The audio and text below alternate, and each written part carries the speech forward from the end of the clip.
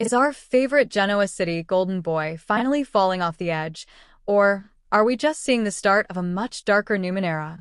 Seriously, think about it for a second.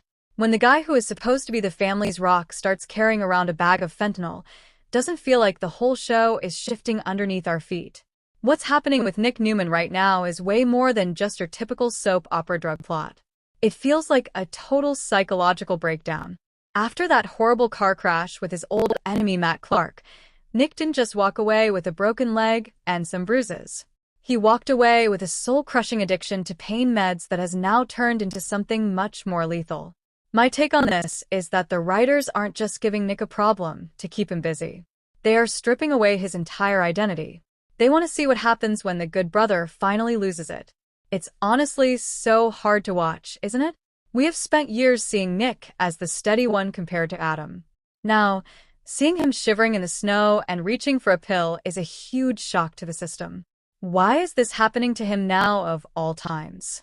Joshua Morrow actually mentioned that Nick is naturally impulsive and reckless. When you take a guy like that and add hard drugs like fentanyl into the mix, you aren't just looking at a medical issue. You're looking at a total train wreck. Nick is probably feeling so much shame right now. Can you imagine being Nikki Newman's son, watching her struggle with her own demons for years, and then realizing you have fallen into the same hole? It's a perfect example of family trauma repeating itself in the scariest way possible. The funny thing is, right now Nick is in that functional stage of addiction. I think that is actually the most dangerous part of the whole thing. He's still going to the athletic club. He's still acting like everything is fine. But that agitation Adam is noticing? That's a massive red flag. Emotionally, I bet Nick feels totally alone. He thinks he's let everyone down. The sad part is that the guilt is probably what's making him want the pills even more. It's this endless cycle where the shame of using is what triggers the next dose. In my opinion, Nick isn't just fighting a drug. He's fighting the fact that he isn't the hero he thought he was. From a psychological perspective, he's losing his golden boy title, and he knows it. For his whole life, Nick has tried to be the opposite of Victor and Adam. But now that he's the one lying and dealing with sketchy people, that image is gone. He isn't the protector anymore. He's the problem. That's why he's being so mean to Adam right now. When Adam asks if he's using again, Nick's anger isn't just a defense. It's him projecting how much he hates himself. It makes you wonder, doesn't it?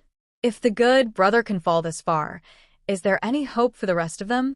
While Nick is falling apart on the inside, the threat of Matt Clark is becoming very real again. The big question we all have is, does Matt really have amnesia? Or is he just playing a massive game with everyone?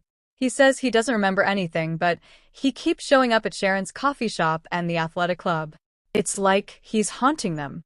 Noah Newman finally had enough and actually attacked Matt. That just shows you how high the tension is getting in that family. But the irony here is just cruel. Matt is the one who planted those drugs on Nick in the first place. Think about that for a minute. Matt doesn't need to use a weapon to destroy the Newmans.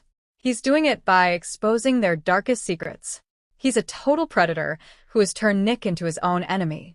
My theory on Matt's return is that he's the ultimate trigger for the family's collapse. Every time Nick looks at him, he isn't just seeing a villain. He's seeing the reason he needs the pills to cope with the trauma. It's a brilliant but really mean piece of writing.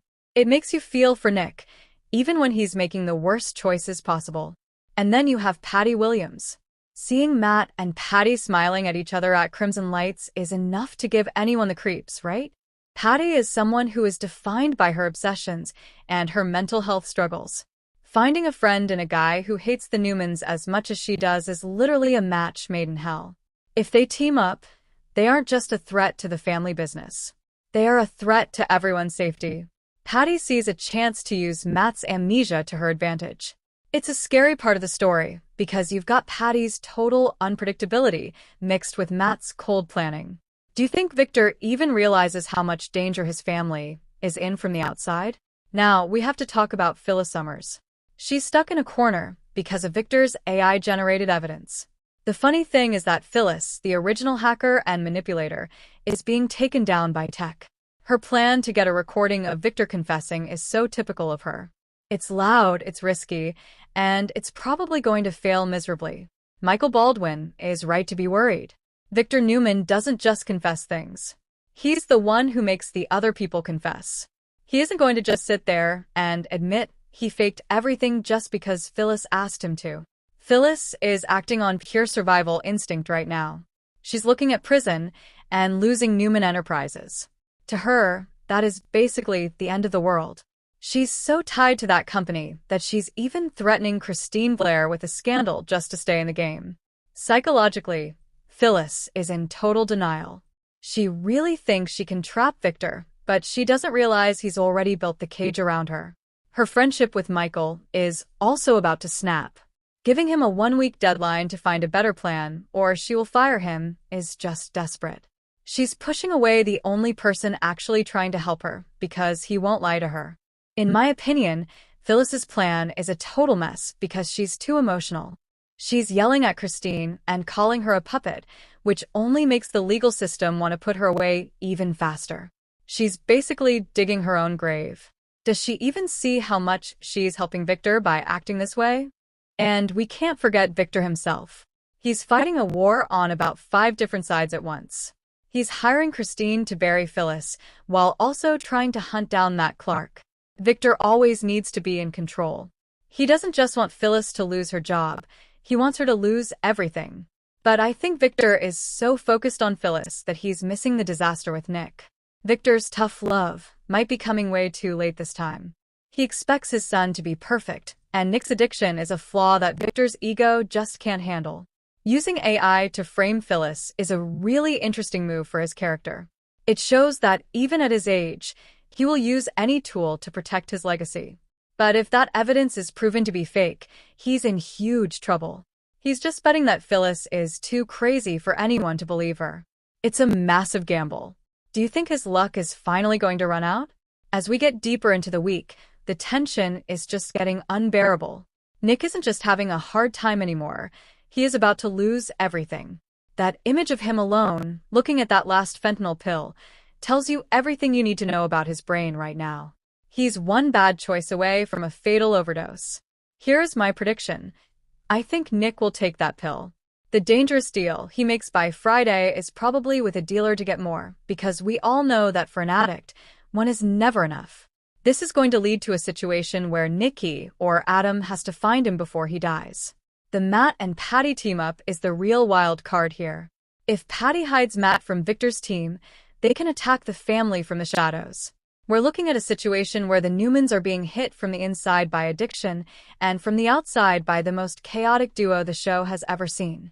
The whole story really shows how fragile these powerful characters actually are. We see them in their fancy offices and ranches, but underneath, they are just as messed up as everyone else. Nick's addiction makes him human in a way that's almost painful to watch. He has the money, the family, the looks, and he's ready to throw it all away for a chemical escape from his guilt. The emotional reality is that Nick feels broken. The crash didn't just hurt his body, it hurt his soul. And having Matt be the one to give him the medicine? That is a master stroke of evil. It means that even when Nick thinks he's feeling better, he's doing it because of Matt. Phyllis is also a great study in how a big ego can crumble. She built her life on being the smartest person in the room. Now that Victor outsmarted her with AI, she's totally lost. She's willing to burn every bridge she has, including her relationship with Michael, just to avoid admitting she lost the game. Looking ahead, the fallout from this week is going to last for a long time. Nick isn't going to get better just because someone yells at him. He's going to have to hit a real rock bottom. That might mean a medical emergency that forces him into actual rehab. Phyllis's trap is definitely going to backfire. If she tries to record Victor and he catches her, he will use that to prove she's unstable and push for a longer prison sentence. And Matt and Patty? They're probably going to target the people Nick loves, like Sharon or Noah. By hurting them, they keep Nick addicted as a way to handle the pain. This is some of the best drama we have seen on the show in years. It's dark, it's uncomfortable, and it's deeply psychological. Joshua Morrow is doing an amazing job showing how desperate addiction can be. Let's look a little closer at the legal mess between Victor and Phyllis. Victor getting Christine Blair to help him isn't just about winning. It's about looking like the good guy. By using a former DA like Christine, Victor is trying to make his fake evidence look real. Christine is trying to do everything by the book, but as we all know, Victor usually writes the book in this town. She's already warning Phyllis about defamation, which shows she's leaning toward Victor's side. This is a massive hit for Phyllis. If she can't get Christine on her side, she has no hope. It's like the justice system is being used as a weapon. It's not about what's true anymore. It's about who has the best evidence. Phyllis saying AI mimics her emails is actually a very modern and scary defense. But because it's Phyllis, nobody believes her. She is a victim of her own bad reputation. The bond between Adam and Nick is one of the few nice things left, but even that is being pushed to the limit. Adam's worry for Nick is 100% real. They got closer in Vegas, and seeing Nick almost die changed Adam. But Nick's addiction is building a wall between them. Addiction needs secrets to survive. By yelling at Adam, Nick is protecting the drug, not himself. It's a sad switch, isn't it? Adam, the bad brother, is trying to help while Nick is the one sinking into the dark. Psychologically, Adam is the only one who can reach him because Nick can't pretend to be perfect around him. But Nick's pride won't let him take help from Adam. That would mean admitting he's just as flawed as the brother he's judged for years. And then there is Matt Clark. What does he actually want? If he really has amnesia, he's just a lost soul. But if he's faking, he wants to destroy the Newmans' peace of mind. By hitting Noah and then disappearing, he's keeping the family in a constant state of panic. This manhunt Victor is leading is exactly what Matt wants. It keeps them looking at him and not at how they are falling apart from the inside. He's the perfect distraction. That unholy alliance with Patty is the final piece of the puzzle. Patty doesn't want money. She wants to feel something. If Matt can give her that by helping her take down Victor and Jack, she will be his most dangerous ally. Genoa City is basically a bomb waiting to go off. Between Nick's addiction, Phyllis's legal craziness, and Matt Clark returning like a ghost, this week is going to change everything. This recipe for disaster isn't just the drugs. It's the pride, the trauma, and the hatred all swirling around the Newmans. Phyllis is the CEO, but she's basically locked out. Using AI to fake emails is such a relevant story. It makes us wonder if anything is true anymore. If Victor can frame her with tech, nobody is safe. This turns their fight into a technological arms race. Phyllis is trying to use an old-school audio recording to fight a high-tech threat. But if AI can fake an email, couldn't Victor just say the recording is a deepfake too? Phyllis is fighting a war she doesn't understand. She thinks she can outplay him, but Victor changed the rules. It's about who has the power to decide what reality is. If Victor has proof that looks real, then that becomes the truth. Christine's role here is also super interesting. She's always been the symbol of justice. But by working with Victor to take down Phyllis, she's in a tough spot. If she finds out the evidence is fake, what will she do? Will she turn on Victor, or does she hate Phyllis enough to ignore it? This is a huge test for her. She wants Phyllis to pay for her past, but does she want her to go to jail for a crime she didn't actually do?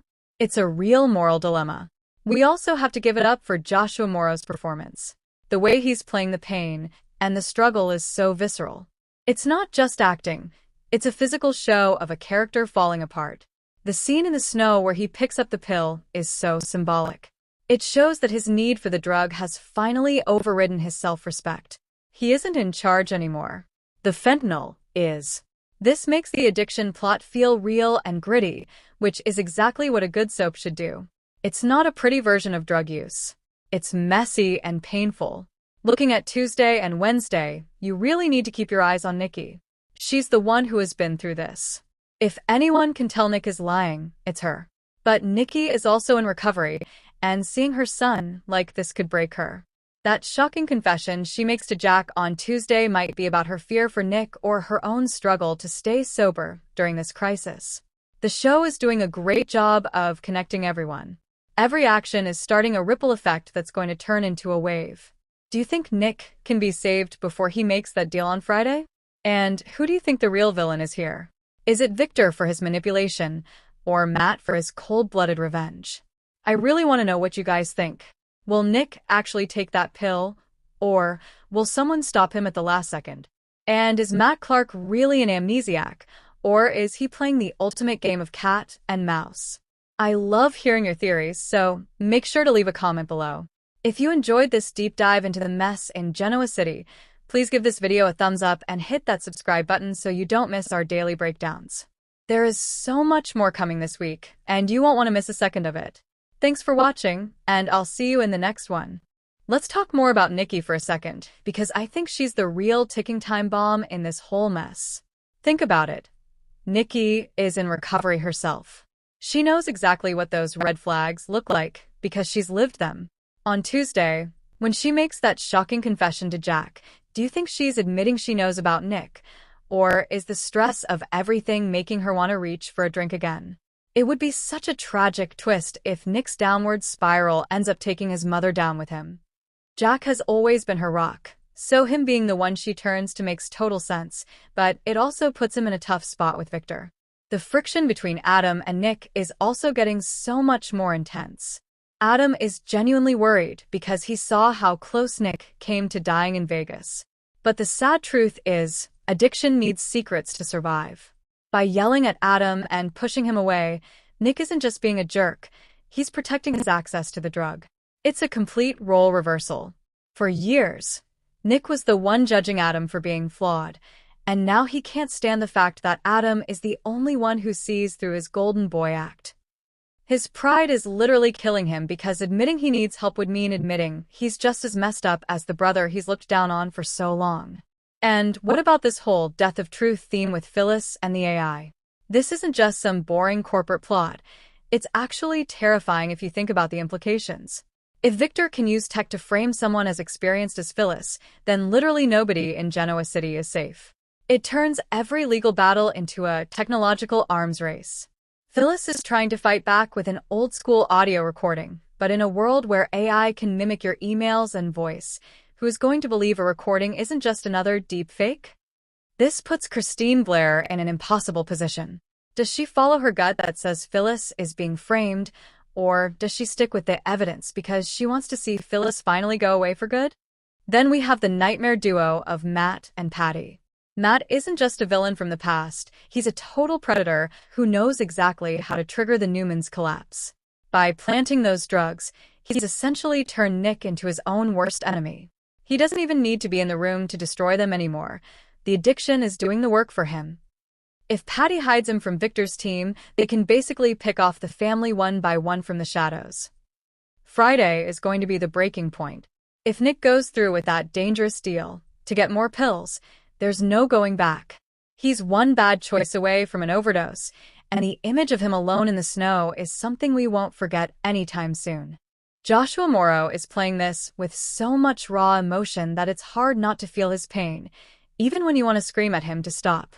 So, what's your take? Is Nick going to hit rock bottom before he loses everything, or is the golden boy gone for good? And who is the bigger threat to the family, the addiction inside the house or the ghosts waiting outside? Let me know your theories in the comments. If you want to keep up with all the chaos in Genoa City, make sure you like this video and subscribe for our daily breakdowns. I'll see you in the next one.